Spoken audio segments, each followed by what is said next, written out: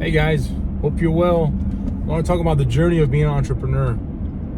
Sometimes it's a lifelong journey where obviously lots of ups and downs, a lot of moving forward, moving backwards, a couple steps forward, a couple steps back.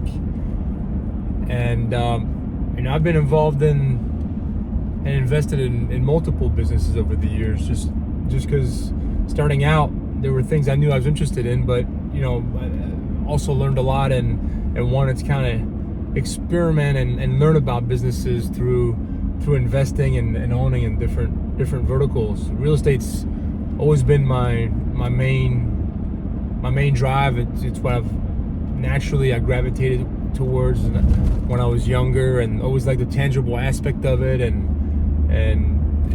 building things as a kid was something that always interested me. And as I always say, if you want to think about businesses that potentially would be of interest to you, think about what you did as a kid. What things were you doing when no one was watching and no one's obviously paying you? And for me, it was just building things. I loved being outside, building things outside. I wasn't much into video games, and so naturally gravitated towards real estate and started in brokerage when I was in college and undergrad at the University of Maryland Business School. And at the time, a lot of people who were in my class were going into consulting, Arthur Andersen, kind of those type of consulting, big consulting, Ernst & Young, and those sort of things. And for me, I just knew that being out, meeting people, potentially building things was something that just drew me to real estate. So started internship with a land broker in college,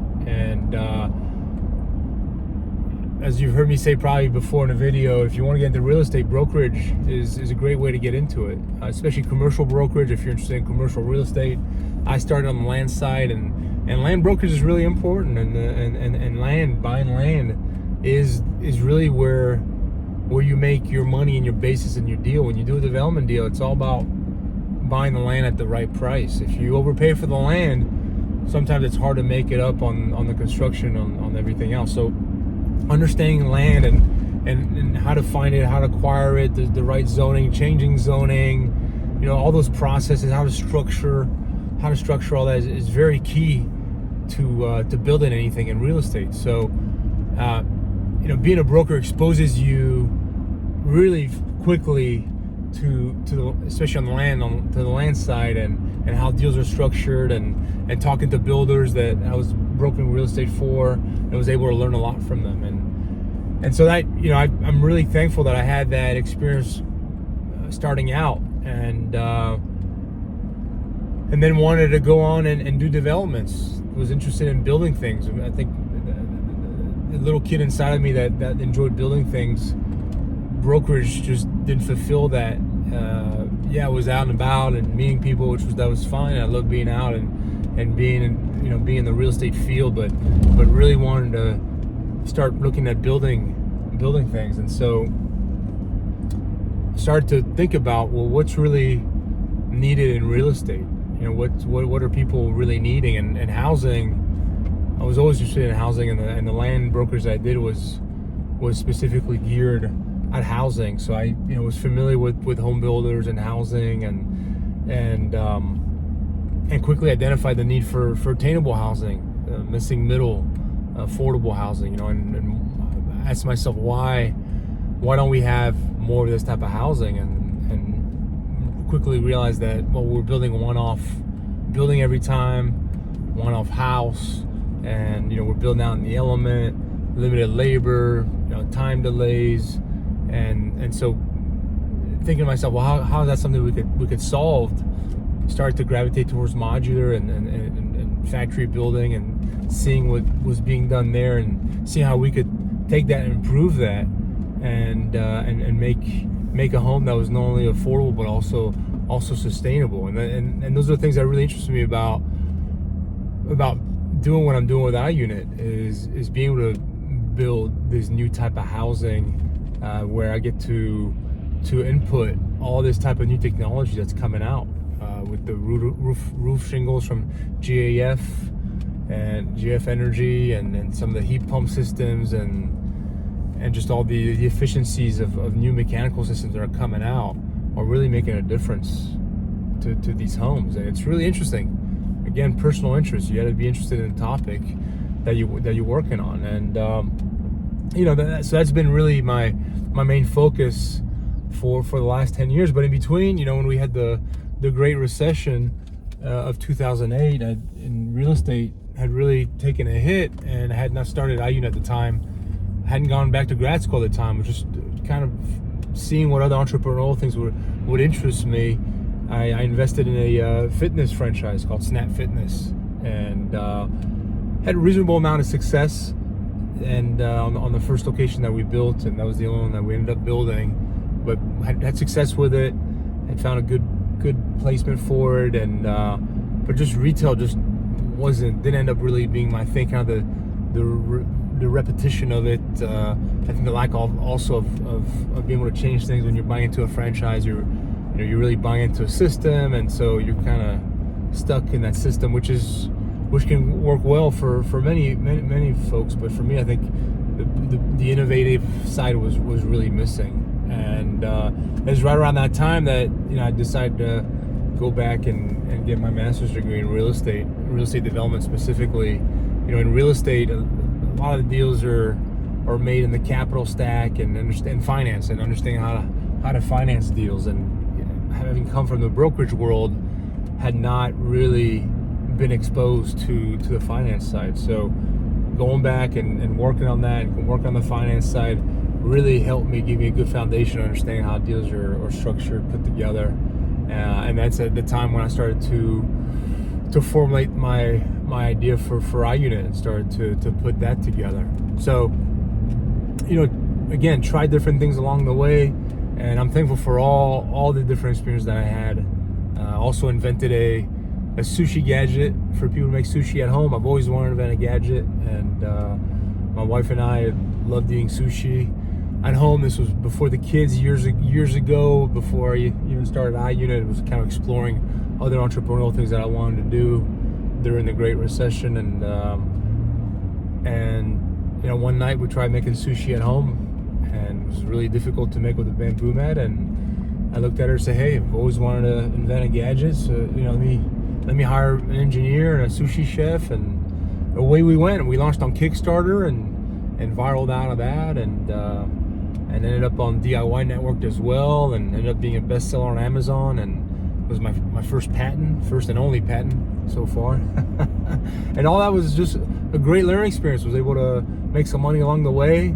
I'll make other videos about Sushi Quick and where it's at, and kind of the big picture there, and how to grow that. But again, the lessons learned there is, as a products company, you really have to have other products coming up and to keep growing the company. And Sushi Quick ended up being one successful product, and there was really no other product I was going to build. And at the time I was launching iUnit as well, and so moved away from that. But again, all good experiences.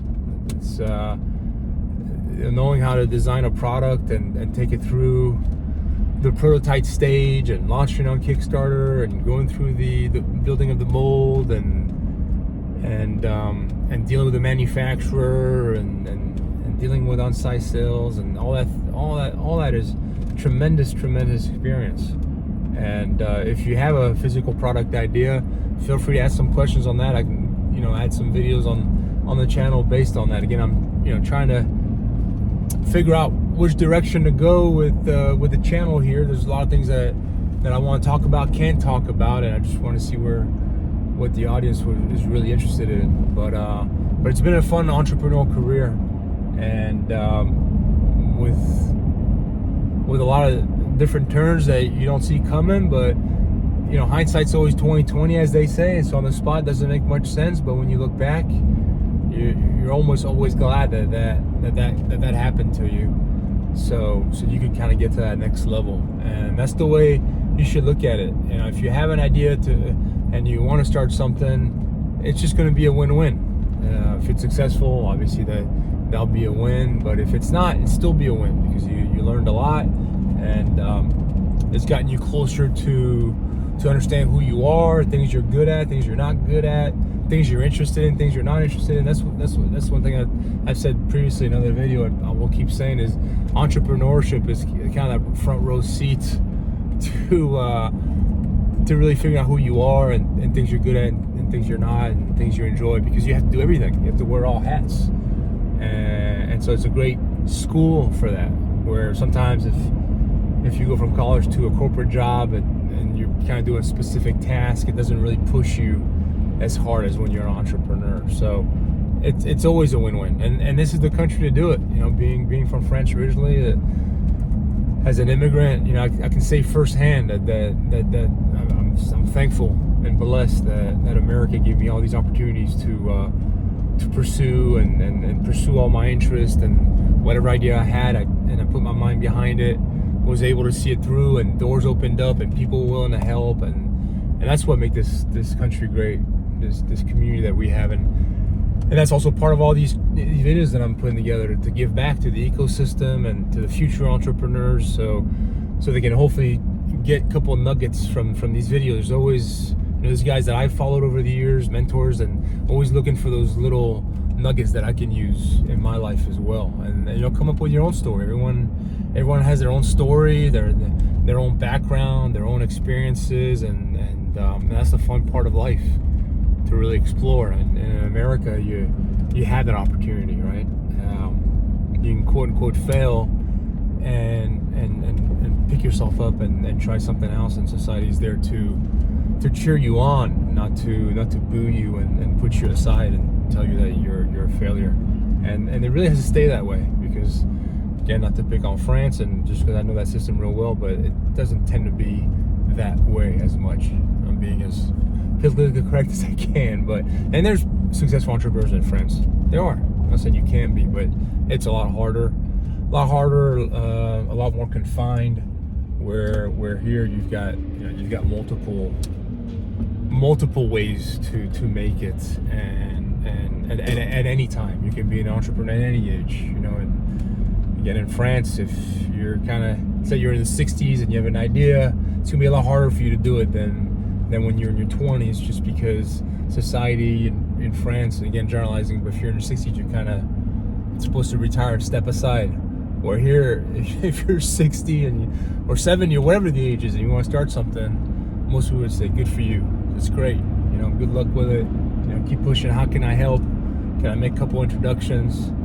And that's what makes the system great. So, you know, keep pushing on your entrepreneurial journey. Ask questions, you know, subscribe, like, that helps get the message out. You guys know what to do. And yeah, make sure to comment.